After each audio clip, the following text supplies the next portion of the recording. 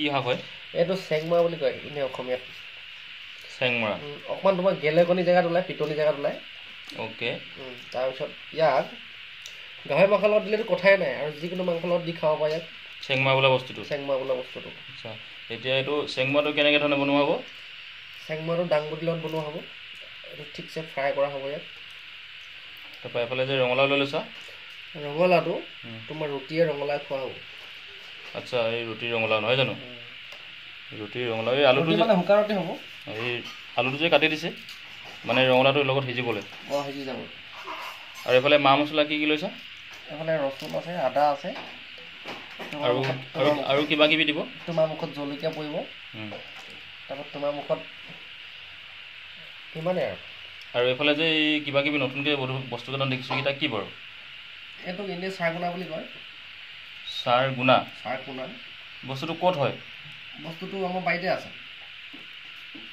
আচ্ছা, এইটো এতিয়া কি বনিব আচলতে? এইটো চালাড বনিব। ইয়াৰ লগত শুকান মাছ প্ৰথমতে পুৰি লোৱা হ'ব। তাৰপিছত শুকান মাছজনী পুৰি লৈ খুন্দিব লাগিব।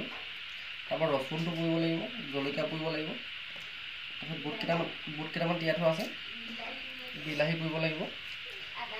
আদা অকণ দি ঠিকছে খুন্দা যাব ইয়াত। তাৰপিছত তোমাৰ মুখত গোটেইকেইটা মিক্স কৰি লৈ ওপৰত নিমখ অকণমান দি খাবাহে আৰু। আৰু এইফালে নৰসিংহ দেখিছোঁ, ভেদাইলতা দেখিছোঁ, এইটো কি কেনেধৰণে বনোৱা হ'ব? এইটো মই নাজানিম দেই।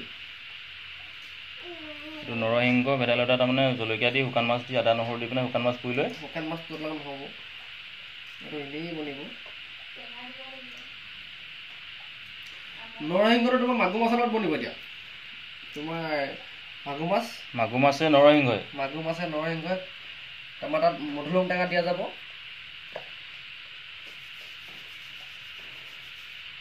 মাগুৰ মাছটো এতিয়ালৈকে কটা নাই, কাটিম।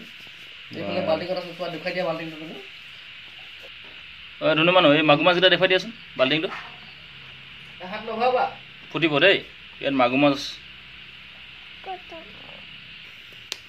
এইটো কি বুলি কয়? এইটো ৰুটি। এইটো ৰুটি। এতিয়া ৰুটি বেলিম। ৰুটি বেলোতে মই বৰকে লৰাই নাথাকোঁ, নিজে নিজে ঘূৰি থাকিব, নিজে নিজে। ৰুটি বনাইছে কিন্তু দেই জানমণি।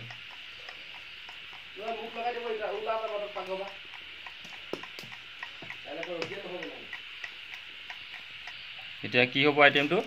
ৰঙালাওৱে, আলুৱে, আৰু ইয়াত কি দিব? মটৰ। মানে ৰাতি হৈ গ'ল, গাড়ী লগাই দিলা। তাৰপৰা নৰসিংহ পাতে মাগুৰ মাছে জোল হ'ব। তাৰপৰা এইটো দাংবডি মানে এইটো চেংমৰাই ভাজি এখন হ'ব। তাৰপৰা শুকান মাছ চাৰগুনা চাটনি এখন হ'ব। আজি সিমানে খাম আৰু ডাৱৰীয়া বতৰতে। ডাৱৰীয়া বতৰৰ কাৰণে ন? বাৰু জানমণি।